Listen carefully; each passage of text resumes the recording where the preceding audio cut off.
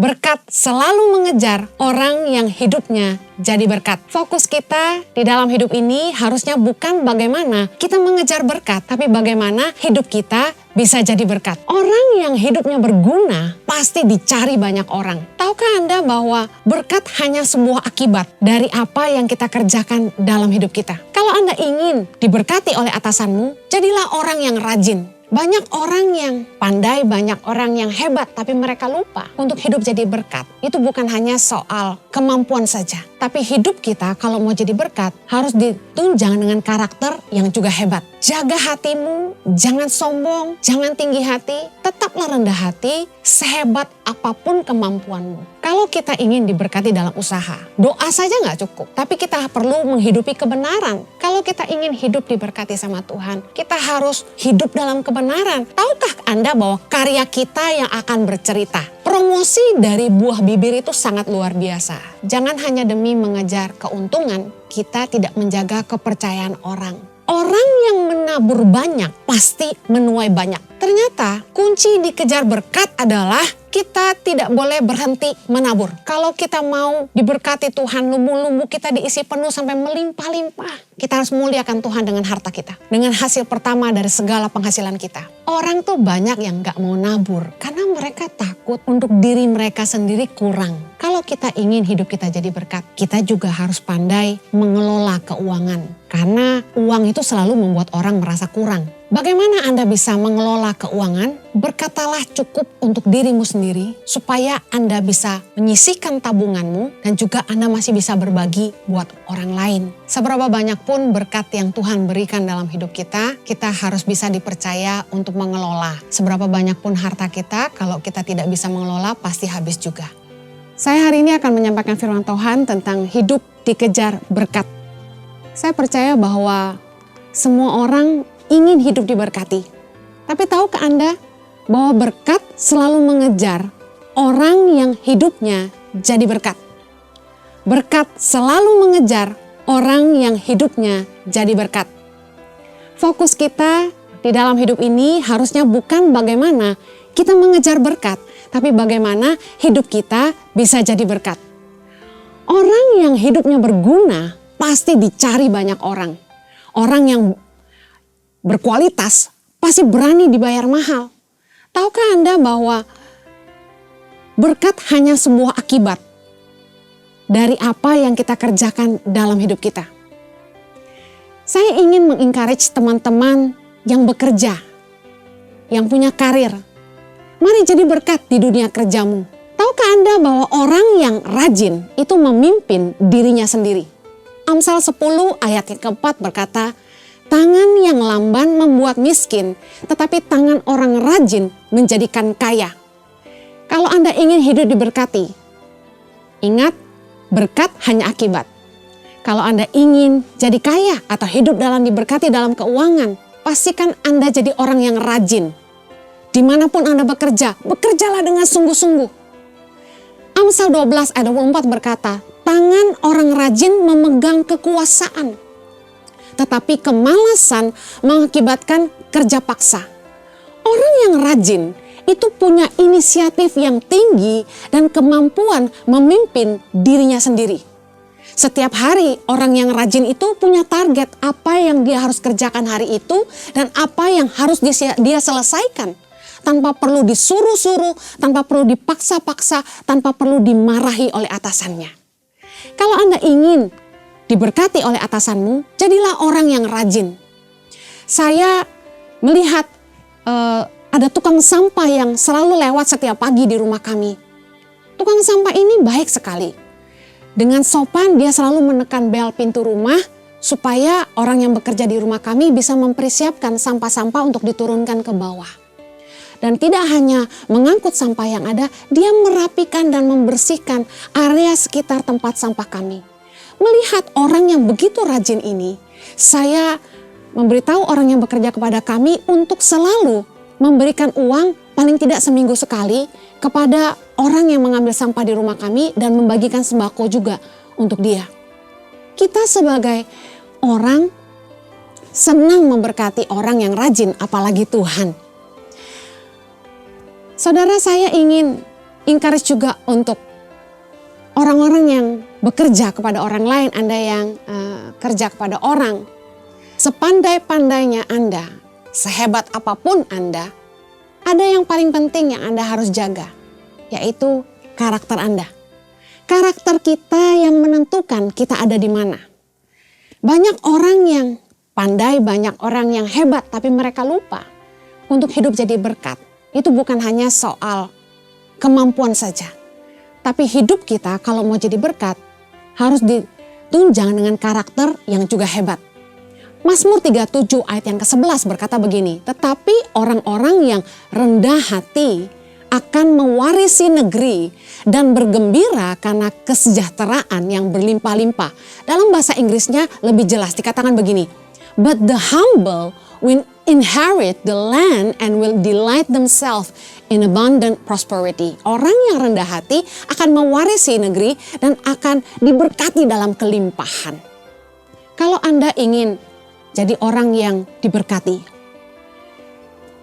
jaga hatimu, jangan sombong, jangan tinggi hati, tetaplah rendah hati sehebat apapun kemampuanmu. Bagi seorang atasan tidaklah nyaman, tidaklah merasa aman ketika harus mengangkat orang yang sekalipun dia hebat tetapi sombong. Satu kali saya pernah punya staf yang saya sangat percaya kepada orang ini, tetapi sayangnya karena dia tinggi hati, saya merasa tidak nyaman. Kalau kita ingin diberkati lebih, bukan hanya kita harus rajin, bukan hanya kita harus cerdas, bukan hanya kita harus mahir, punya keahlian, tapi dengar baik, kita harus jaga kerendahan hati. Berkat adalah akibat dari apapun yang kita bangun dalam hidup kita. Bagi Anda para pengusaha, kalau Anda ingin usaha Anda diberkati, Matius 7 ayat 12 merupakan standar dari bagaimana kita harusnya memperlakukan orang lain. Dalam dunia usaha, produk apapun yang kita buat tentu kita butuh orang lain untuk membelinya.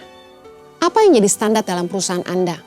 Matius 7 ayat 12 mengatakan begini, segala sesuatu yang kamu kehendaki supaya orang perbuat kepadamu, perbuatlah demikian juga kepada mereka. Artinya gini, jangan jual yang Anda sendiri tidak mau beli. Jangan masak yang Anda sendiri tidak mau makan. Jangan buat yang Anda sendiri tidak mau pakai. Pakailah dirimu sendiri menjadi sebuah standar dalam Anda menciptakan produk apapun dalam usahamu. Banyak orang demi mengejar keuntungan besar, mereka tidak memikirkan manfaatnya untuk konsumen. Mereka buat produk-produk tanpa memikirkan apakah produk yang mereka buat ini bermanfaat buat orang banyak. Mereka hanya pikir cari keuntungan. Kalau Anda ingin diberkati dalam usahamu, Amsal 20 ayat 23 berkata, dua macam batu timbangan adalah kekejian bagi Tuhan. Dan neraca serong itu tidak baik. Dagang jangan curang. Kalau kita ingin diberkati dalam usaha, doa saja nggak cukup. Tapi kita perlu menghidupi kebenaran. Kebenaran yang Tuhan ajarkan bagi kita para pengusaha, yang pertama meletakkan standar apa yang kita mau untuk diri kita sendiri, itu yang kita buat untuk orang lain. Yang kedua, jangan curang dalam berdagang. Jangan menggunakan dua macam batu timbangan, kata firman Tuhan, karena itu kekejian bagi Tuhan. Tahukah Anda bahwa Amsal 28 ayat 20 berkata, orang yang dapat dipercaya mendapat banyak berkat, tapi orang yang ingin cepat kaya tidak akan luput dari hukuman. Banyak orang demi mendapat keuntungan yang besar, mereka ingin cepat kaya, mereka menipu konsumen dalam produk-produk mereka. Menggunakan bahan-bahan yang tidak selayaknya dimakan. Menggunakan bahan-bahan yang merusak kesehatan. Tahukah Anda, kunci dikejar berkat adalah kita harus bisa dipercaya. Karena firman Tuhan berkata dalam Amsal 28 ayat 20, orang yang dapat dipercaya mendapat banyak berkat. Saya ingin mengingatkan bahwa promosi yang paling powerful adalah buah bibir. The words of the mouth is powerful. Amsal 12:14 berkata gini, setiap orang dikenyangkan dengan kebaikan oleh karena buah perkataan. Dan orang mendapat balasan daripada yang dikerjakan tangannya. Tahukah Anda bahwa karya kita yang akan bercerita? Promosi dari buah bibir itu sangat luar biasa. Saya ambil contoh. ada makanan enak yang cuma ada di ujung gang, tidak dilewati orang banyak, susah untuk mendapatkannya.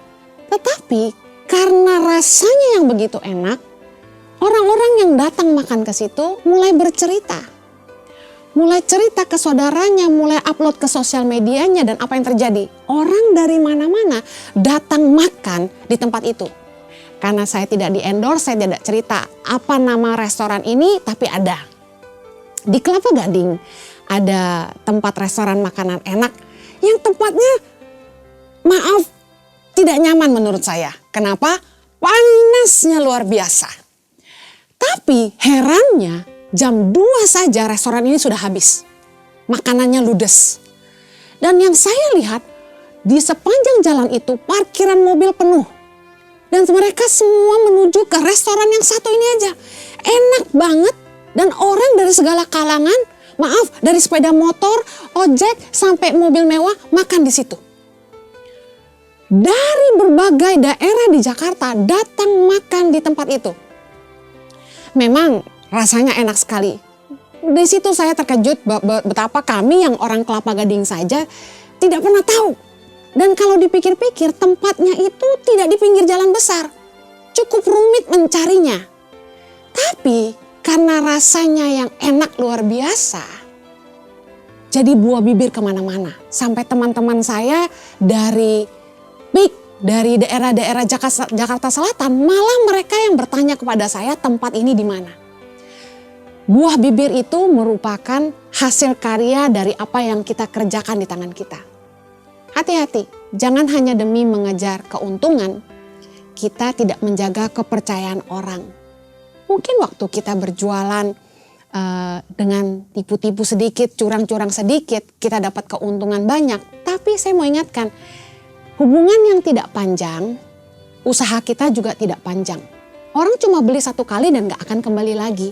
Pastikan Anda mengerti, dipercaya orang itu jauh lebih penting daripada keuntungan satu kali. Orang akan dikenyangkan oleh kebaikan karena buah perkataan. Apa yang dikerjakan tangan kita yang akan dibicarakan orang. Bagaimana hidup supaya dikejar berkat? Saya ulang lagi, bagi Anda yang bekerja, pastikan Anda rajin, pastikan Anda bisa dipercaya. Bagi Anda yang berusaha, pastikan Anda jujur dalam usaha Anda, dan Anda juga sungguh-sungguh membangun usaha Anda dalam nilai-nilai kebenaran. Dan bagaimana selanjutnya? Bagaimana supaya hidup kita dikejar berkat? Orang yang menabur banyak pasti menuai banyak. Kita pernah dengar ini dari beberapa orang yang mengatakan, ya kalau mau nuai mercy harus nabur mercy. Kalau mau nuai rumah harus nabur rumah. Saya pikir, dasar mata duitan aja. Tapi ternyata betul. Orang yang menabur banyak pasti menuai banyak. 2 Korintus 9 ayat yang ke-6. Camkanlah ini. Orang yang menabur sedikit akan menuai sedikit juga. Dan orang yang menabur banyak akan menuai banyak juga. Hendaklah masing-masing memberikan menurut kerelaan hatinya, jangan dengan sedih hati atau karena paksaan, karena Allah mengasihi orang yang memberi dengan sukacita. Ayat ke-8, dan Allah sanggup melimpahkan segala kasih karunia kepada kamu, supaya kamu senantiasa berkecukupan di dalam segala sesuatu, dan malah berkelebihan di dalam pelbagai kebajikan. Ayat yang ke-9, seperti ada tertulis, ia membagi-bagikan, ia memberikan kepada orang miskin, kebenarannya tetap untuk selamanya. 2 Korintus 9 ayat yang ke-10, ini penting, ia yang menyediakan benih bagi penabur dan roti untuk dimakan. Ia juga yang akan menyediakan benih bagi kamu dan melipat gandakannya dan menumbuhkan buah-buah kebenaranmu. Kamu akan diperkaya dalam segala macam kemurahan hati yang membangkitkan syukur kepada Allah oleh karena kami. Ternyata kunci dikejar berkat adalah kita tidak boleh berhenti menabur. Kalau Anda ingin hidup diberkati, hidup ini bicara soal tabur tuai. Orang yang menabur banyak akan menuai banyak, dan ternyata Tuhan itu menyediakan benih bagi kita untuk ditabur dan ada roti yang untuk dimakan. Artinya ketika Tuhan memberkati kita, ada bagian yang boleh kita makan, tapi ada bagian yang harus kita tabur. Saya baru mengerti bahwa ketika kita mampu memberkati orang lain di dalam hidup kita, itu bukan karena kita, tapi Allah melimpahkan segala kasih karunia-Nya kepada kita supaya kita senantiasa berkecukupan dalam segala sesuatu, malah berkelebihan dalam berbagai kebajikan Tuhan yang memberikan kemampuan untuk kita berbuat baik kepada orang lain. Saya ingin share kunci mujizat berkat yang tidak pernah habis dalam hidup kita. Yang pertama, Amsal 28 ayat ke-27 dikatakan begini, siapa memberi kepada orang miskin tak akan berkekurangan, tetapi orang yang menutup matanya akan sangat dikutuki. Ayat ini menjelaskan kepada kita rahasia untuk menerima mujizat berkat yang tidak pernah habis. Janji firman Tuhan, kita tidak akan berkekurangan kalau kita memberi kepada orang miskin. Saya dan Jojo ngalami bagaimana ketika kami sungguh-sungguh menabur untuk orang-orang yang susah, Tuhan memberkati kami demikian rupa. Berkatnya gak pernah habis, makanan di rumah kami gak pernah berhenti mengalir. Betapa Tuhan sangat baik dalam hidup kami. Mazmur 34 ayat yang ke-9. Bagaimana kita diberkati dalam berkat yang tidak pernah habis? Takutlah akan Tuhan, hai orang-orangnya yang kudus, sebab tidak berkekurangan orang yang takut akan Dia. Kalau kita ingin diberkati Tuhan, tiada henti, pastikan kita hidup takut akan Dia. Orang-orang yang takut akan Tuhan, kata firman Tuhan, itu menjauhi kejahatan. Hidup dalam kebenaran firman Tuhan, ikuti aturan main kebenaran firman Tuhan. Baik dalam bekerja, baik dalam berusaha, baik dalam berumah tangga, baik dalam memperlakukan orang lain dalam hidup kita. Pastikan kita hidup sesuai dengan firman. Kalau kita ingin hidup diberkati sama Tuhan, kita harus hidup dalam kebenaran. Matius 6 ayat 33 berkata, carilah dahulu kerajaan Allah dan kebenarannya, maka semuanya akan ditambahkan. Semua bicara soal semua yang kita butuhkan akan Tuhan tambahkan dalam hidup kita. Tapi di depannya dikatakan syaratnya kita harus mendahulukan kerajaan Allah dan kebenarannya. Hidup takut akan Tuhan, maka kita tidak akan pernah kekurangan. Jangan berbuat curang sama sesama, jangan berbuat jahat sama orang. Yang ketiga, kunci berkat yang tidak pernah habis adalah menabur untuk pekerjaan Tuhan. Amsal 3 ayat yang 9 berkata begini, muliakanlah Tuhan dengan hartamu dan dengan hasil pertama dari segala penghasilanmu. Ayat 10, maka lumbung-lumbungmu akan diisi penuh sampai melimpah-limpah dan bejana pemerahanmu akan meluap dengan air buah anggurnya.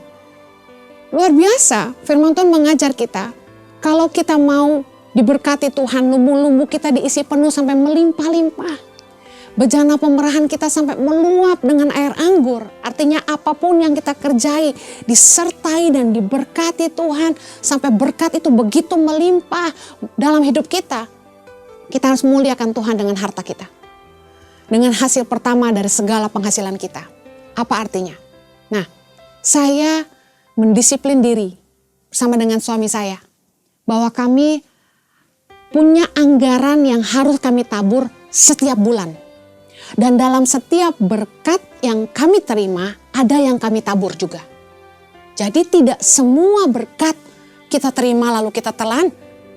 Tapi setiap berkat yang kami terima, ada yang kami tabur buat orang lain juga. Dan luar biasanya Tuhan itu keren, saya alami setiap kali. Saya tergerak memberkati dan saya ingin menolong orang. Saya tabur kanan dan kiri, tabur kanan dan kiri. Saya tidak pernah pikir apakah Tuhan akan membalas taburan saya.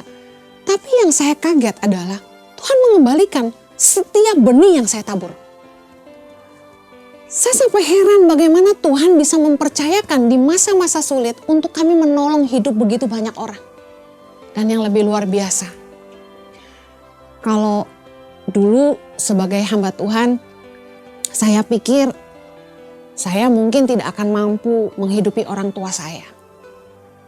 Tapi justru di masa-masa sulit ketika mama saya menghadapi kesulitan dalam usahanya, keluarga saya mengalami kesulitan dalam usahanya, saya dan Jojo pribadi mulai ambil komitmen memberkati orang tua sendiri, mulai memberkati orang tua kami, memberkati saudara-saudara kami. Tuhan memberikan pembelaan yang luar biasa. Tadi saya share, orang yang menabur banyak akan menuai banyak. Kami dibuat Tuhan terpesona. Sungguh-sungguh kami gak ikut peraturan yang dikatakan memberi hanya 10%. Kami beri semaksimal yang kami bisa. Kami gak pernah hitung-hitungan dalam memberi. Setiap kali kami tahu ada orang yang membutuhkan, kami bantu. Dan kami senang memberkati staf-staf kami. Dan Tuhan itu gak pernah tinggalkan kami. Pembelaan Tuhan nyata dari kanan kiri. Gak melulu berupa uang, tapi luar biasa. Rumah kami banjir makanan. Tentu yang paling berbahagia staf dan anak-anak asrama kami juga. Karena mereka pun kebagian jatah. Orang tuh banyak yang gak mau nabur. Karena mereka takut untuk diri mereka sendiri kurang. Padahal Amsal 11 ayat 24 berkata gini. Ada yang menyebar harta tetapi bertambah kaya. Ada yang menghemat secara luar biasa namun selalu berkekurangan. Saya ingin share satu kali. Waktu tahun 2013 saya dan Jojo mengalami di mana uang yayasan betul-betul pas-pasan.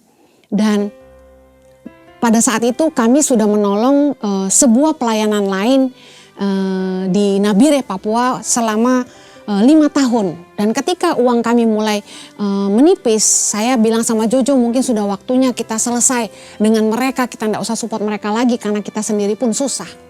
Tapi ketika saya berniat menghentikan bantuan kami untuk pelayanan orang ini, Tuhan bilang sama saya gini, tabur untuk pelayanan orang lain. Dan apa yang terjadi ketika kami nabur untuk pelayanan orang lain di saat uang yayasan itu pas-pasan, Tuhan malah memberkati Tangan Pengharapan tiada henti sampai hari ini. Justru kita gak boleh takut nabur karena takut kurang. Karena ada orang yang menyebar harta tapi bertambah kaya. Orang yang menghemat secara luar biasa namun selalu berkekurangan. Kenapa? Karena kita harus percaya bahwa hukum tabur tuai, orang yang menabur pasti menuai. Saudara, pundi yang terisi yang bisa terus memberi. Kalau kita ingin hidup kita jadi berkat, kita juga harus pandai mengelola keuangan. Kunci bebas dari kekurangan adalah pandai mengelola keuangan. Karena uang itu selalu membuat orang merasa kurang. Bagaimana Anda bisa mengelola keuangan? Berkatalah cukup untuk dirimu sendiri supaya Anda bisa menyisihkan tabunganmu dan juga Anda masih bisa berbagi buat orang lain. Amsal 21 ayat 20 berkata, harta yang indah dan minyak yang ada di kediaman orang bijak, tetapi orang yang bebal memboroskannya. Ada orang-orang yang berusaha menghemat dan menabung tapi dengan cara yang salah. Contoh, ada orang yang berpikir dengan menghemat, mereka kalau beli barang selalu cari yang paling murah. Padahal ketika Anda beli barang yang paling murah, justru Anda akan jadi boros pada akhirnya. Kenapa? Karena barang yang paling murah biasanya paling tidak berkualitas. Kualitas itu ada harganya. Bagaimana Anda bisa menghemat? Mari saya ingin share bagaimana saya menghidupi itu. Beli barang yang berkualitas di waktu yang pas. Yaitu kapan? Pada waktu sale. Di Australia itu ada musim-musim sale. Ada musim summer sale, ada winter sale, ada sale di hari Natal. Dan kami di Australia itu sudah tahu kapan sale terbesar. Dan biasanya orang akan mulai menabung untuk belanja di waktu sale Natal. Karena itu yang betul-betul sale termurah. Barang-barang bisa sangat murah sekali, tapi barang-barang yang murah itu sangat berkualitas sekali. Belilah barang-barang berkualitas di waktu yang pas, yaitu ketika harganya mulai diskon. Beli handphone baru yang baru keluar itu tidak bijak. Karena ketika seri baru keluar lagi, yang tadinya terbaru itu sudah nggak ada harganya lagi. Belilah barang-barang yang Anda pasti butuhkan, Anda pasti pakai, lebih banyak di waktu yang sale. Karena pada akhirnya pada anggaran tahunan Anda akan jauh lebih menghemat. Seberapa banyak pun berkat yang Tuhan berikan dalam hidup kita, kita harus bisa dipercaya untuk mengelola. Seberapa banyak pun harta kita, kalau kita tidak bisa mengelola pasti habis juga. Saya mau tutup khotbah saya dengan mengingatkan kepada setiap kita bahwa Tuhan adalah gembala kita yang baik. Mazmur 23 ayat yang pertama berkata gini, Tuhan adalah gembalaku, takkan kekurangan aku. Ayat 4 berkata, sekalipun aku berjalan dalam lembah kekelaman, aku tidak takut bahaya, sebab Engkau besertaku. Gadahmu dan tongkatmu, itulah yang menghibur aku. Engkau menyediakan hidangan bagiku di hadapan lawanku. Engkau mengurapi kepalaku dengan minyak, pialaku penuh melimpah. Kebajikan dan kemurahan belaka akan mengikuti aku seumur hidupku, dan aku akan diam dalam rumah Tuhan sepanjang masa. Apapun keadaan Anda hari ini, jangan jadi lemah. Ekonomi sedang sulit, ekonomi sedang tidak menentu. Banyak Anda yang mungkin membutuhkan pekerjaan dan usahamu macet tidak jalan. Mari berserah kepada Tuhan. Mari hidupi firman Tuhan dan yakini bahwa Tuhan itu gembala yang baik. Sekalipun kita berjalan dalam lembah kekelaman, kita tidak perlu takut karena Tuhan beserta dengan kita.